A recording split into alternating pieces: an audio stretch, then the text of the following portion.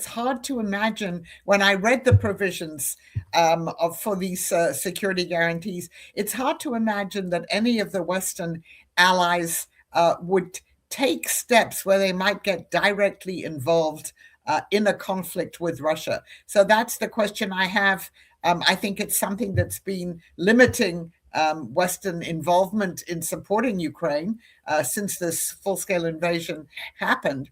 And I think one does have to question whether they would take these steps if they really thought they were going to get into a direct confrontation with Russia. I understand that these security guarantee provisions are supposed to deter Russia, or if Russia were then to commit other acts of aggression, then to withdraw them.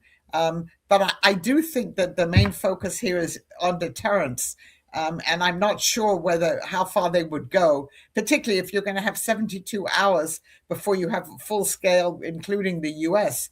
There's a lot that the Russians could do in those 72 hours. Today, we are going to figure out with 3 levels of US security guarantees for Ukraine, understand the possibility of US troops deployment in our country, and how could be solved territorial issue, the most difficult one in current negotiations.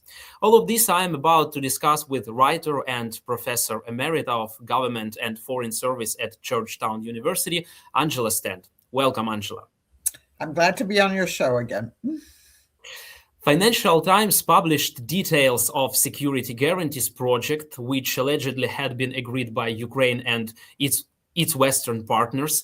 How do you assess potential efficiency and sequence of 3 steps which mentioned in these security guarantees? I will count them. The first one is reaction of Ukrainian armed force and the diplomatic reaction of Western partners. The second one is European troops on the ground in Ukraine. And the third one, after 72 hours, presence of American troops on the ground in Ukraine. So I think, first of all, certainly the 72 hours would be a very long time if we go to the third provision there. If there really was an attack in Ukraine, that would be a very long time. The steps that are mentioned there aren't very specific. And I had not read anywhere that this administration, the Trump administration, had actually committed to sending American troops on the ground. Clearly, the Europeans have, some of the major European countries. So it's interesting to read all those provisions. I'm really not sure how they would work. And I think one has to be a little bit skeptical that there would be this deployment of U.S. troops in the event of more aggression by Russia. Yeah, and actually, how do you assess efficiency in general of these security guarantees? You don't believe in its realization, yeah? Unfortunately, I'm skeptical because, first of all, if you look at the Europeans, it would be a rather small force, as I understand, that would be deployed in Western Ukraine. Then you would have to have the consent, if you like, of the people who are going to be deployed. And I think there might be some resistance to that. So I think when we look at all these proposals, it's important that people are talking about what will happen, if there is a ceasefire and if the killing ends. But I think there are a lot of major questions about whether these security guarantees would work.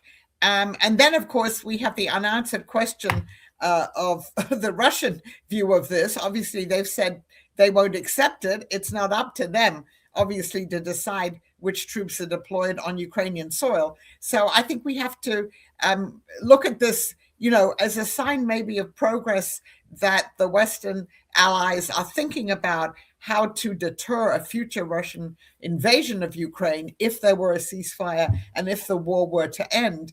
But I think it's very hard to see at the moment how these provisions would actually work. Mhm.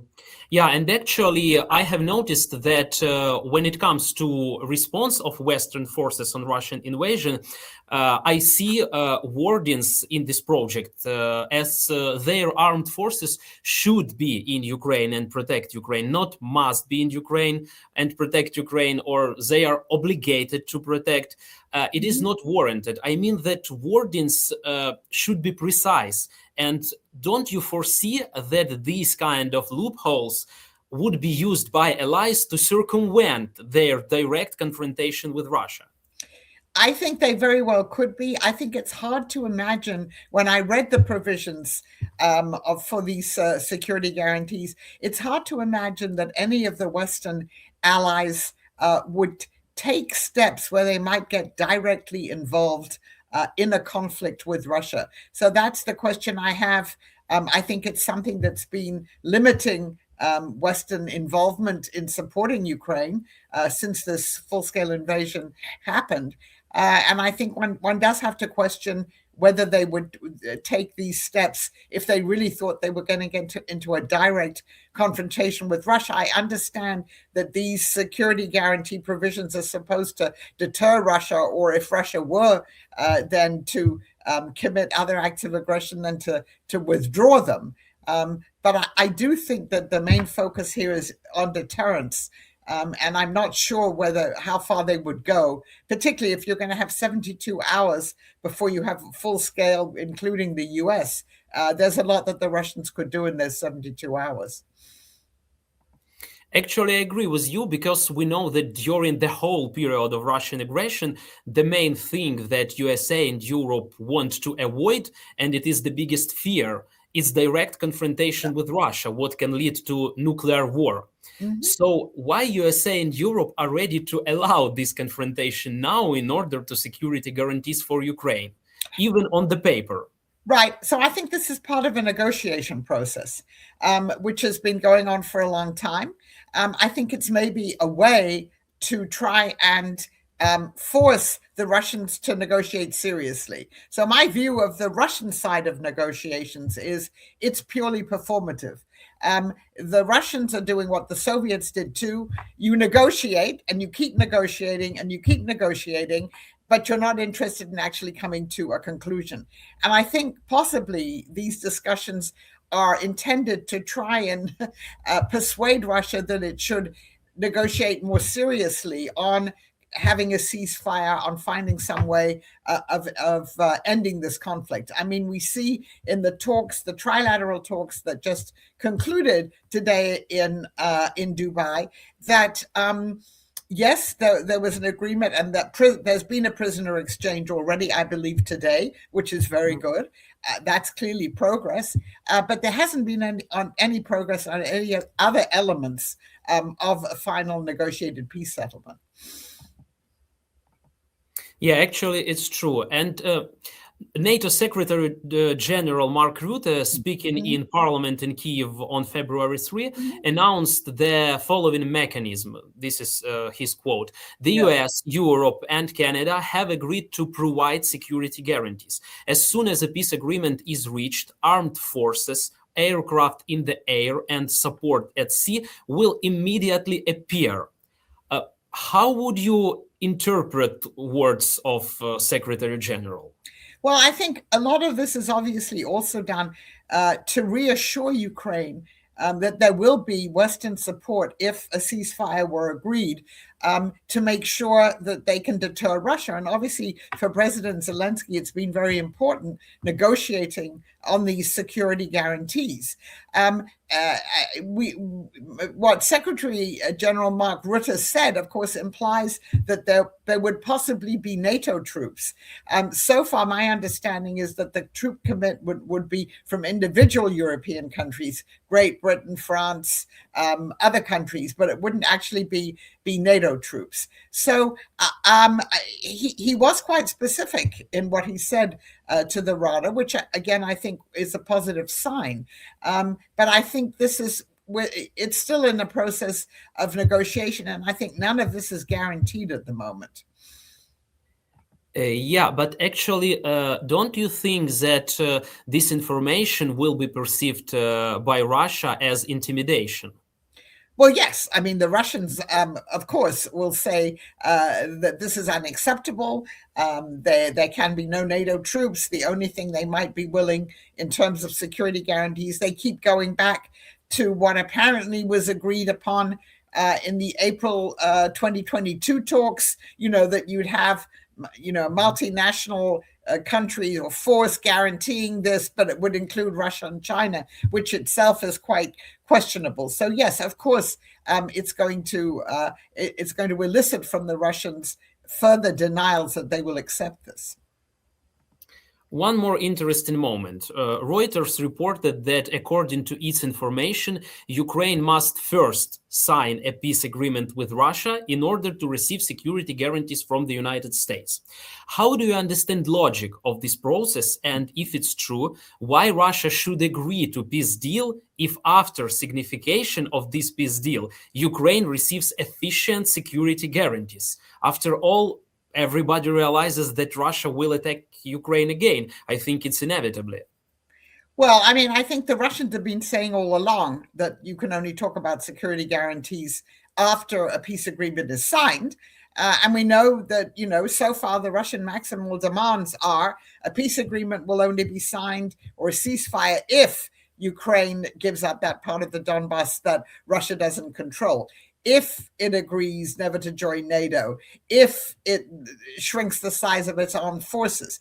So this has been the Russian position all the time. It's not my understanding that the US position is that. On the other hand, the Russians keep talking about an Anchorage formula that they say was agreed when Putin and Trump met in Anchorage, Alaska last August. We don't know what that formula is. The US side hasn't said that actually happened.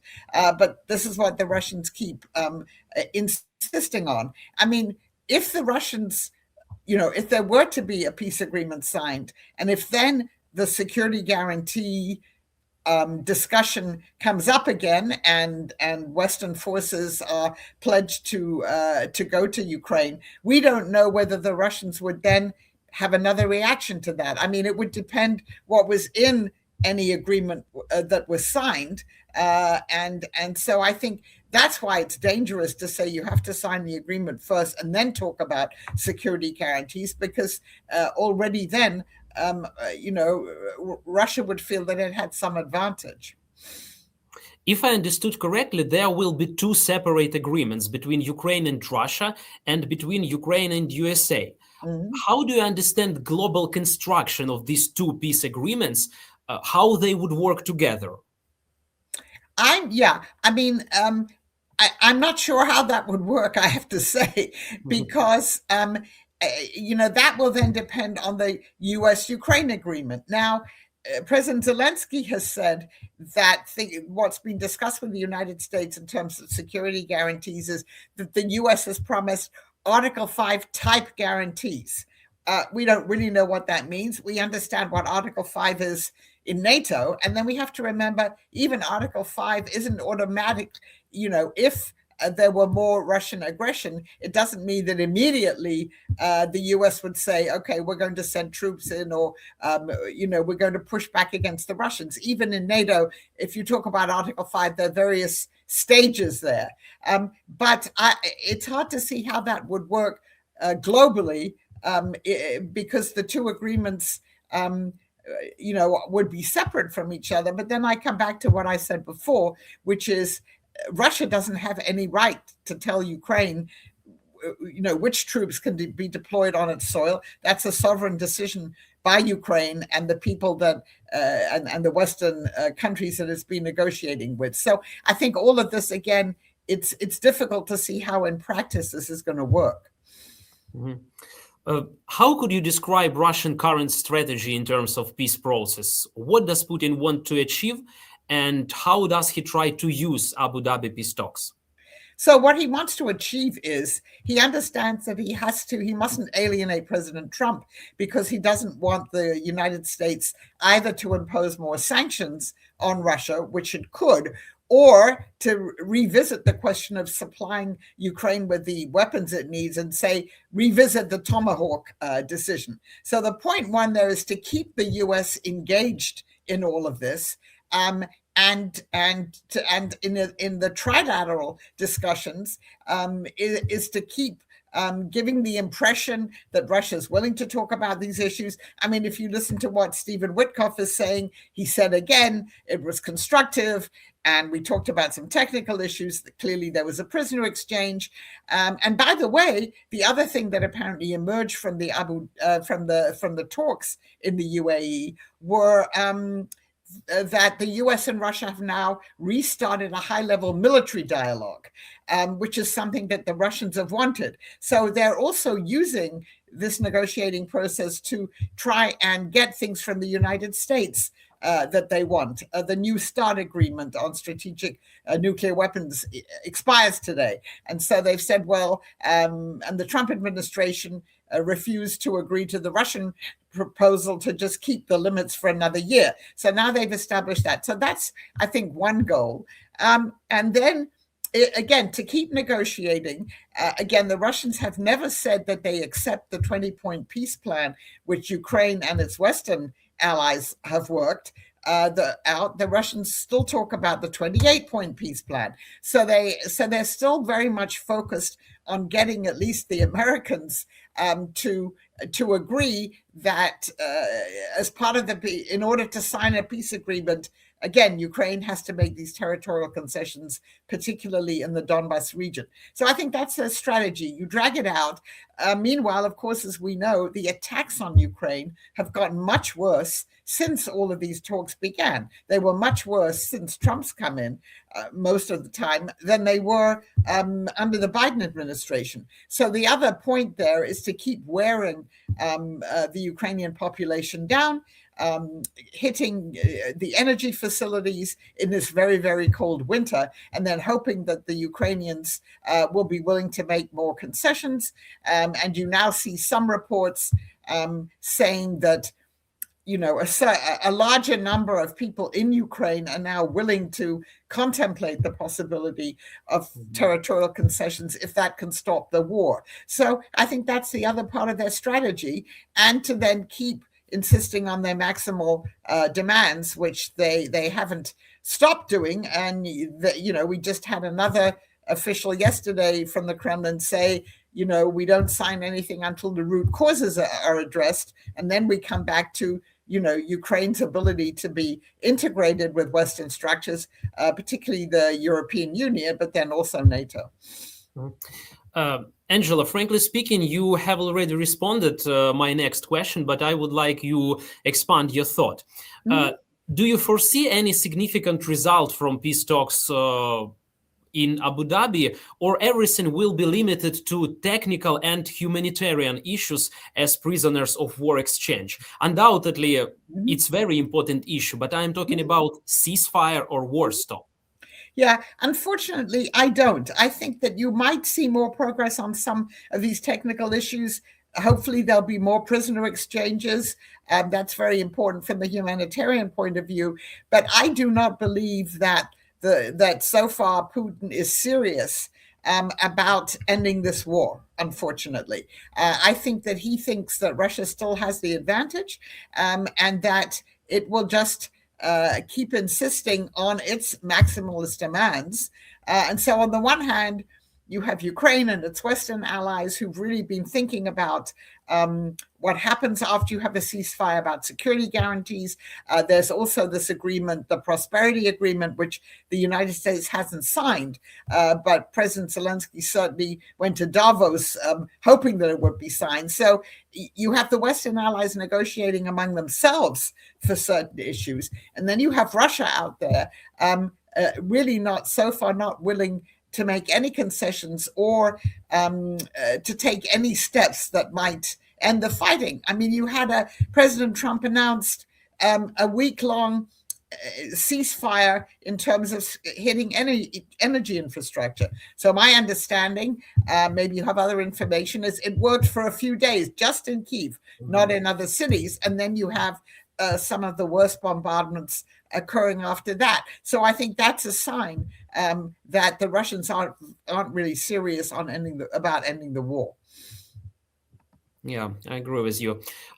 In your opinion, how could be solved territorial issue, the most difficult issue in the negotiation process? We know that Kiev and Moscow have absolutely different views on it, and no one is ready to surrender.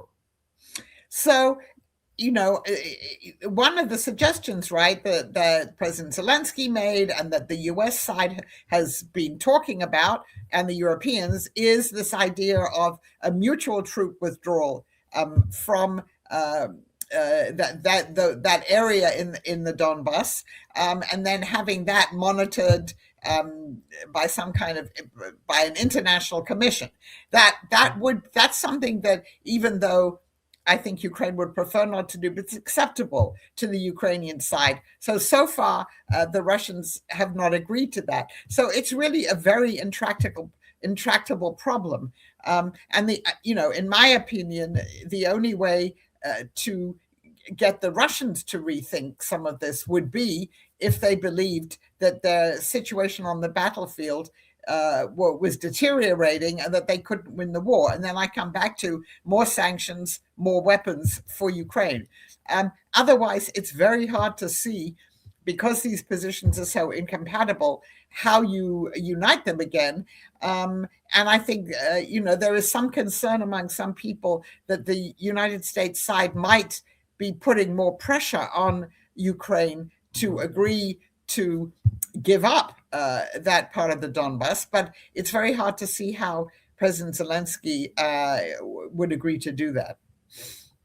Yeah, actually, I understand what you're talking about. It's about demilitarized zone. Mm-hmm. Yeah, and we know that from our perspective, we think that it is the most appropriate option, but unfortunately, Russia rejects it so far. Yeah.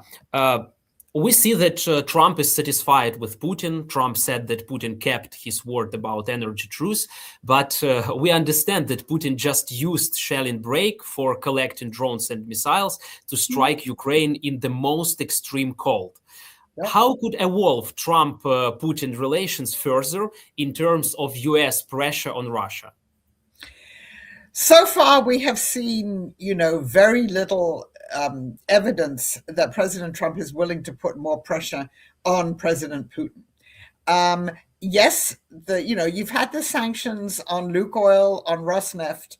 Yes, with the removal of Maduro, my understanding is, some of the Russian businesses are now having to leave Venezuela, but that's not really pressure on Putin. The only pressure again would be the more sanctions and the weapons. So we've had a year of President Trump in office. We've had him say sometimes that he's going to put more pressure on Putin. Sometimes he criticizes Putin, not that often. And when he was asked the other day in the Oval Office about the energy truce, he said, well, they kept their word. And he didn't really talk about the fact, as you've alluded to, that they then came back with an even more severe bombing. So I see no evidence at the moment that Trump is willing to put more pressure on Putin. I'm not sure how that will change over this year. And do you see any prospects in terms of law about secondary sanctions? Because we know that it was announced, but we don't know. This legislation has been in the Senate for many months. It has, I think, 87 or 88 out of the 100 senators support it, Republican and Democratic. Senator Lindsey Graham, who is one of the sponsors of this bill, he keeps saying, well, President Trump has agreed that we should pass this legislation, but they haven't passed it. There are other bills in the Senate that would also impose secondary sanctions on countries. So what the people in the Senate are waiting for is the green light from President Trump, and apparently they haven't got that yet. So it's possible that legislation might get passed, and there are more Republican senators speaking out and saying we have to pass this legislation. So we'll have to wait and see. Yeah, maybe it's a kind of leverage in Trump's hands. I think it is leverage, but it's leverage that hasn't produced any changes in Russia, except for, I guess, Russia agreeing to three-way talks. From the Russian point of view, was some, well, if not a concession, doing that to make sure that President Trump, didn't put any more pressure on President Putin. Yeah. And the last one, how do you assess Russian military, economic, and political capabilities to conduct long-term war of attrition? I mean, what is changing in terms of these capabilities at the moment? So I think the Russian economy is suffering much more. Some of these oil sanctions have worked. Oil prices are down. Russia's revenues from hydrocarbon exports are down. India apparently now has agreed with the United States not to purchase any more Russian oil in return for a reduction in U.S. sanctions. We'll see what happens when President Trump visits Beijing in April, whether he can get the Chinese, although they've already said that they'll purchase less oil. That's certainly hurting. Inflation is hurting in Russia. You read many stories about, particularly outside the main cities, how people's standard of living is really falling, and so there's certainly some of this economic pressure has worked. The military is not doing a brilliant job. I mean, the Russians still haven't fully taken Pokrovsk, and they've been trying to do this for a year. Their very incremental territorial gains show that they have a limited capacity, but it is a war of attrition, and so I think they can. I mean, I think most estimates are that they can continue this war of attrition, at least for this year, even though, and then tremendous losses. I mean, a think tank in Washington, the Center for Strategic and International Studies, has come out with a report which other sources have said they agree with, because it's partly based on information from the British as well, that there have been up to 1.2 million Russian casualties, either killed in action, wounded, not able to serve anymore. That's a staggering number, and the Russians are still losing large numbers of their men every week in this war in Ukraine. But still, they're recruiting foreign soldiers. They can still recruit their own soldiers. So it's becoming clearly more difficult for them, but they're still able to do it. Angela, I appreciate your expertise. So I would like to thank you very much for this interview, and have a good day and goodbye. Thank you. Thank you, Maxym.